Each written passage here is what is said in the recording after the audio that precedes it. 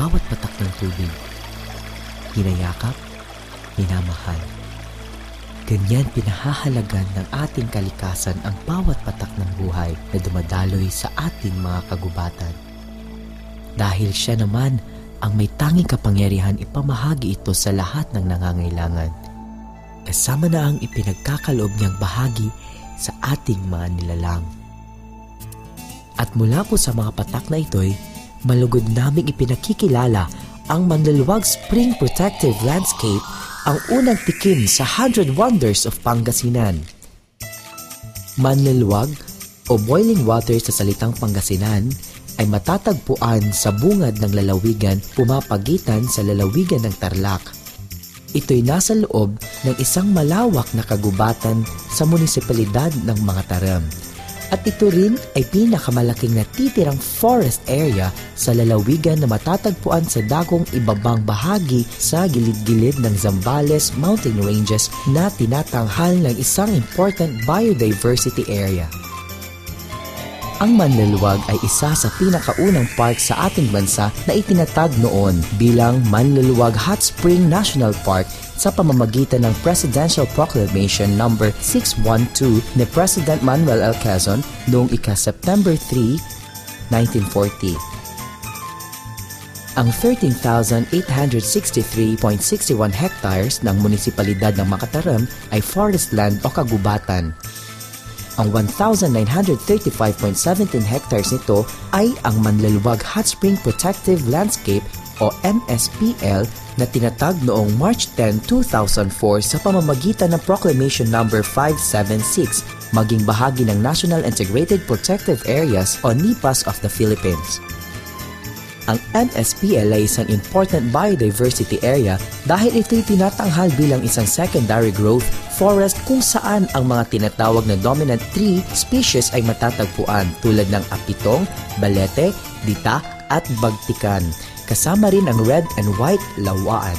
Ang MSPL ay sumusuporta rin sa sari-saring ibon tulad ng tariktik hornbill, Philippine duck, wild chicken at mga hayop tulad ng warty pigs, monkeys at Philippine deer. Ang park ay naninilbihan rin bilang mahalagang natural na pinanggagalingan at imbakan ng tubig na tumutugon sa malaking pangangailangan ng agrikultura sa munisipalidad at sa mga karatig nitong mga bayan-bayan. Sama na ang lalawigan ng Pangasinan at karatig nitong lalawigan ng Tarlac. Dahil ito ay isa sa 100 Wonders of Pangasinan, marami na rin ang katangiang maidudulot ng MSPL sa mga gustong bumisita dito at marami pang karagdagan sa listahan na minimithi nito para tuluyan ng maging isang lubusang tourist destination sa hinaharap. Trekking, nature tripping, connecting with nature.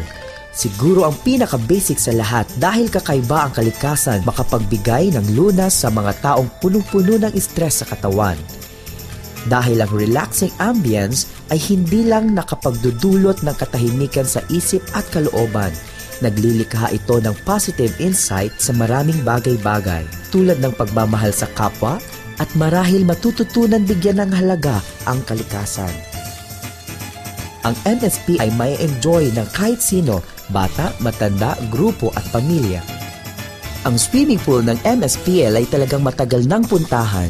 Dahil bukod sa malinis at constantly flowing water na nagtataglay ng tamang init na nagbumula sa natural hot spring, ito'y soothing sa mga pagod na katawan kasama na ang medicinal effect nito sa maraming simpleng karamdaman. At kasama na ang fun activity sa mga swimming pools nito na ang tamang nauugma sa kabataan hanggang sa adults na gustong mag-freestyle o backstroke. Picnicking marahil ang pinakamasayang pagtitipon ng magkakaibigan, magkakaopisina, magkakaklase at lubos na pagpapakita ng pagmamahalan sa isang pamilya sa isa't isa. Dito sa MSPL, pwede magsalo-salo sa ilalim ng mga puno at mag-barbecue. Kumain sa mga nakaset up na facility kasama na ang pavilion kung saan sari-saring activities ang pwedeng itanghal. Birdwatching ang isa sa mga katangian ng park dahil maraming ibon ang nakatira dito. At dahil marami ang mahilig sa photography, lubhang matitest ang creativity skills ng isa para makagawa ng paraan makakuha ng larawan ng isang bukod-tanging ibon. Ang facility ng MSPL ay mag-a-appeal sa mahihilig magbike Dahil papunta pa lang sa lugar, fresh air at mahaba't magandang kapaligiran ang matutunghayan. At para sa mahilig sa mountain bikes, maraming trails ang para sa iyong ikaliligaya. Eto pa, ang entrance fee ay kayang-kaya ma-afford ng kahit sino, kaya sina lolo't lola, pati na mga kapitbahay ay siguradong mag-e-enjoy magkakasama.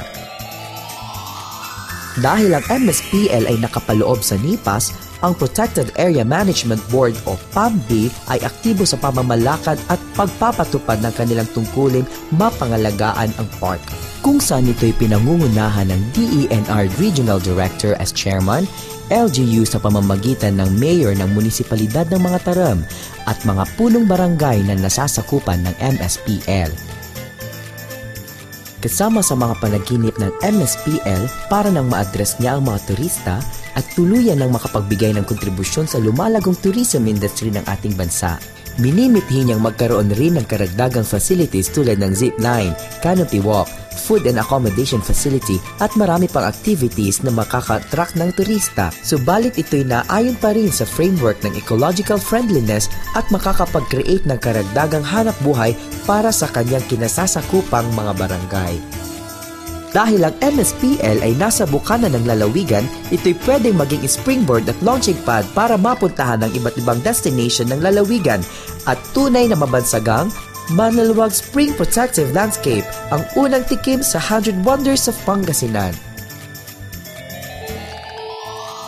Tulad sa paisa-isang patak ng tubig, ang Manlalawag Spring Protective Landscape ay umaasang makakamit niya ang tunay niyang kalalagyan sa tungkulin bilang isang malaking bahagi ng minamahal nating kalikasan para sa ating kinabukasan.